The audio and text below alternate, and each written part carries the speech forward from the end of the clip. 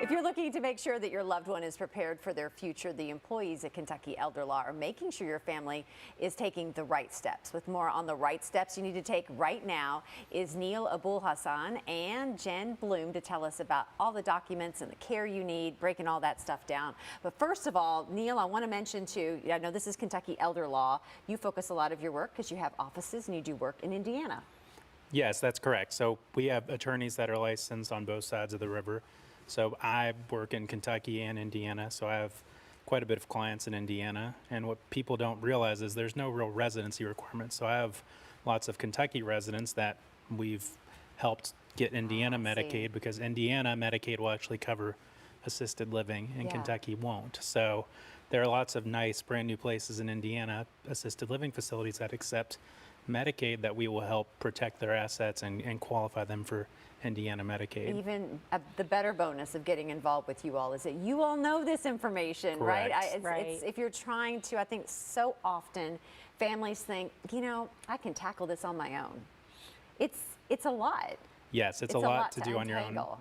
And that's where Jen and Megan, our social workers, kind of come into play as well, because they help families navigate that medical side of, you know, what level of care do I need? What community should I look at? And then they tie us in with the finances as far as, okay, how can we help them protect as much of what they've worked for their whole life as possible? And whether that be Kentucky or Indiana, both states have different rules that are sometimes more advantageous for our clients. So sometimes I'll have Indiana people where Kentucky makes more sense, or vice versa. Yeah. And so what do people need to do when they meet with you to get started? Like what documents do you need to have in order, and what do you need to bring to the table? Yeah, that's a great question. So we will typically send them a questionnaire to fill out, kind of just revealing some basic financial information, just so we kind of have a picture of what they have, so we can know what we can do to help protect that. And then we'll also have them bring, if they have any estate planning documents, so power of attorney, will, medical surrogate, living will. If they have any of those currently, we'll ask them to bring those, because we'll review those with them, see if we think they need to be updated or maybe a little bit additional language added, things like that.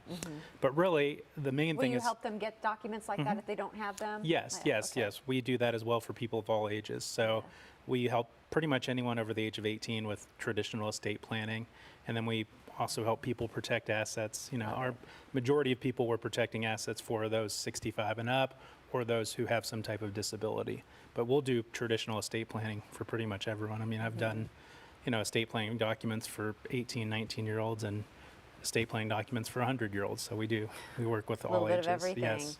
And so then once a lot of things are in place, I mean, Jen, this is where you guys come in on the other side of it, is that you truly, that counseling side, help them find the right place, right? That's the heart and soul of this. The care coordination, right? You know, the heart and soul of social work is advocacy, working with clients, and you know, we serve as that professional liaison to help navigate them through this aging journey.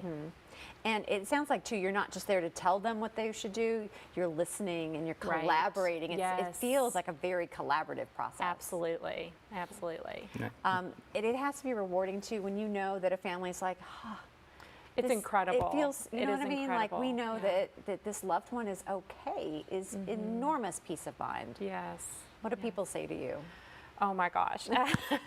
Don't start crying now. I mean, Say only the good things they say to you, too. you know, just because I mean, you're just such an instrumental part of this life journey for them. It's really a pleasure to be able to go on this walk with them. It is an absolute pleasure. Yes, we get so many emails from clients that are just, and families that are so thankful for all the help that they've provided, just holding their hand throughout the process. I mean, she can tell you, we have clients who, they won't listen to their children because they're their children. They're their children. But Jen will get involved and they'll actually listen to what Jen is telling them to do, and they're so grateful for all the help that she provides them. It's wonderful advice. I know that throughout the month and the year, I always notice that you guys have a ton of workshops and seminars. What is coming up that people can check out here the next month or two? Yeah, that's a great question. So we routinely do monthly speaking engagements at the Alzheimer's Association. I know we have one coming up on scams and how to protect against that. remember what date that is. That's coming up in the next week or I'm so. pretty sure it's the 22nd. 22nd. Okay. June Yeah. 22nd. Okay. Yeah, the So yes, that's the 22nd. next thing we have. People can go online to see the complete Absolutely. calendar of events. Yes, they can go to our everything. website and Because if June find doesn't that. work for you, no doubt there's something in July. Absolutely. Right. Yes, we do things monthly, really. So, Okay. you know, we're always, and our first meeting's always free. So if they can't make a speaking engagement and they just want to come in and talk to us, they're not sure if they really need our services, we can always meet with them for free and they can decide from there and we'll tell them at that time whether we think they need our services. Right. Where can people go for more information? Yeah, so they can go to KentuckyElderLaw.com or they can call our phone number at 502-581-1111. And that's kind of our main number for all of our offices. Kentucky and Indiana. That's right. All right, Neil and Jen, thank you so much. Thank you so much for you. having us.